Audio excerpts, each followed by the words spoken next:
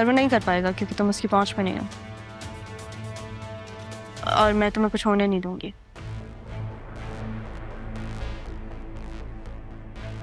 इसे ये लो, तुम्हारी जमानत के पेपर्स। जब तुम इस पे साइन करोगे तो हमारा निकाह होगा, और फरमान क्या, कोई भी तुम्हें कुछ भी नहीं कह पाएगा। साइन करो।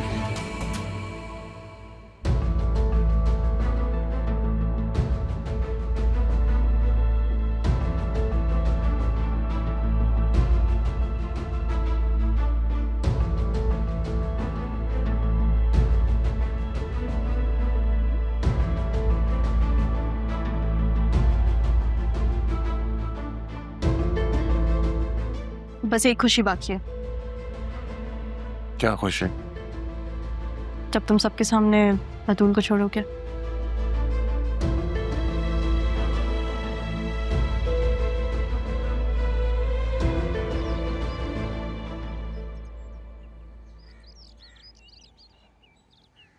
क्या बात है अरमान, जब से आए हो देख रही हूँ अजीब बेचैन हूँ, क्या परेशानी है? सैफ हाउस में अपना निकाह का इवेंट प्लान कर रही हूँ। क्या? लेकिन क्यों? पता नहीं, जरियून को तो मैं कानूनी तौर पे देख लूंगा, लेकिन आसिया बेगम का तो अंदाजा आपको अच्छी तरह। वो पता नहीं राहा के साथ क्या करेंगी। ये बात मैं उसे कैसे समझाऊं? कोई जरूरत नहीं है तुम्हें कुछ समझाने की बेटा, पहले की बात और थी। वो खुद समझदार है। और रही बात आसिया बेगम की, वो तो खुद बहाना ढूंढ रही है तुम्हारी और बतूल की बात पक्की अनाउंस करने के लिए। आपने क्या कहा उनसे? वही जो तुमने मुझसे कहा था, जो तुम चाहते थे। Thank you, thank you so much. बेटा तुम राहा के लिए अब तक इतना सब कुछ कर रहे हो, तो क्या मैं अपने बेटे के लिए इतना सा भी नहीं कर सकता?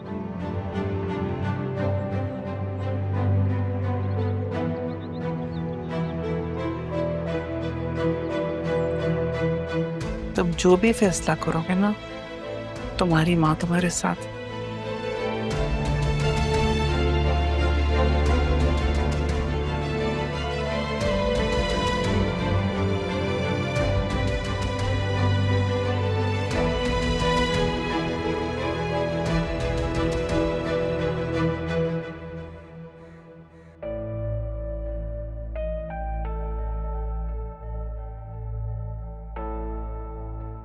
हदील, वो जो बैरिस्टर रफीक है उनसे बात की?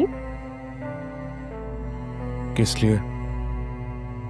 यही कि पापा ने अपनी बिल में सब कुछ राहा का कर दिया। हमारी बेटी के हिस्से में तो कुछ भी नहीं आया, और ये फेयर बात तो नहीं है। आसिया, जो कुछ भी मेरा है वो बतूल का है।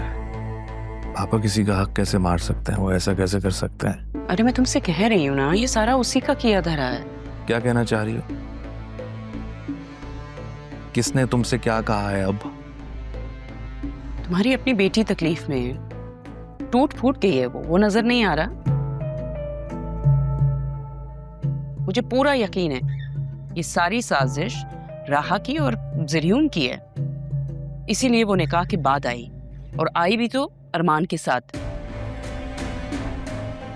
ताकि हम जरियून को मासूम समझें और अपनी बेटी का निकाह कर दें उसके साथ। राह का पीछा छोड़ दो आसिया, पहले दिन से उसके पीछे पड़ी हुई हो, अब बस करो। इतनी नफरत क्यों है तुम्हें उससे? मैं उससे नफरत नहीं, इनफैक्ट वो मुझसे नफरत करती है। और कितनी वकालत करोगे उसकी? उसका चेहरा तो वो आ गया है ना सामने। बस बस बस, जाओ यहां से, मुझे अकेला छोड़ दो। क्यों क्यों अकेला छोड़ दूं? बात ना करूं? तो मुझे बात नहीं करनी, तुम यहां से जाओ, मैं यहां सुकून से अकेले बैठना चाहता हूँ। Please leave.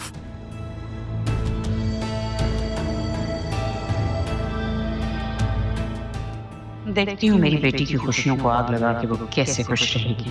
लगता है अब मुझे ही कुछ करना होगा, किसी का सहारा नहीं लूंगी। ओके।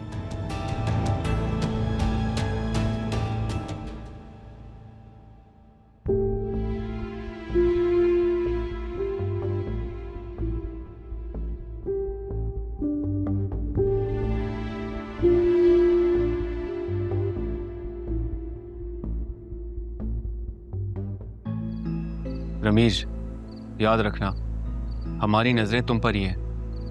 जो कहा है वैसा नहीं हुआ तो वापस वहीं जाना होगा। नहीं नहीं, आप जैसा कहेंगे मैं वैसा करने की पूरी कोशिश करूंगा। हमें तुम्हारी कोशिश नहीं, काम चाहिए। देखो रमीज, तुम्हारी बेगम की वजह से तुम्हारा बहुत लिहाज कर रहे हैं, लेकिन जब तक हमारा काम नहीं हो जाता तुम्हारी बेगम हमारी मेहमान है। अरे अरमान साहब, आप बड़े आदमी हैं, ये मर्दों की बातों में आप औरतों को क्यों मेहमान बना रहे हैं? तुमसे जितना कहा तुम उतना करो। ना तुम हमसे मिले ना हमने तुम्हें कुछ कहा, समझे?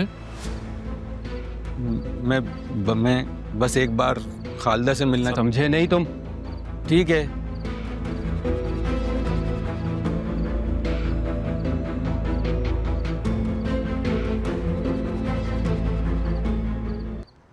वैसे इंसान की ज़िंदगी में कुछ लम्हे ऐसे होते हैं जो उसकी सारी तकदीर बदल देते हैं।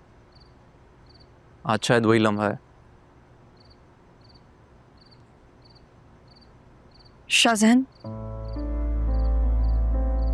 मेरे ख्याल से तुम बोल रहे हो कि तुमने ही मुझे कहा था कि मैं ज़रियून से निकाह कर लूं। अब तुम मुझे प्रपोज कर रहे हो। हम दोनों जानते हैं कि उसकी हकीकत क्या थी, और एक हकीकत ये भी है कि मैं तुम्हें अपनी ज़िंदगी में चाहता हूँ, हमेशा के लिए। मैं हूं तुम्हारी जिंदगी में, लेकिन एज अ पार्टनर नहीं हो सकती।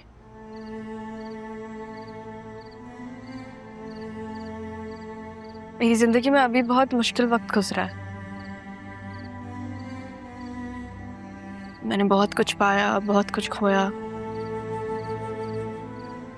और उसमें तुम्हारी एक बेलौस दोस्ती भी थी। तुमने मेरा तब साथ दिया जब सब जो मेरे अपने थे, मुझसे मोहब्बत करते थे, मेरे खिलाफ खड़े थे। तुम्हारी दोस्ती को नहीं खोना चाहती, इसको किसी रिश्ते में बांधकर मैं ऐसे नहीं खोना चाहती। तो क्या अब हम हमेशा दोस्त रहेंगे?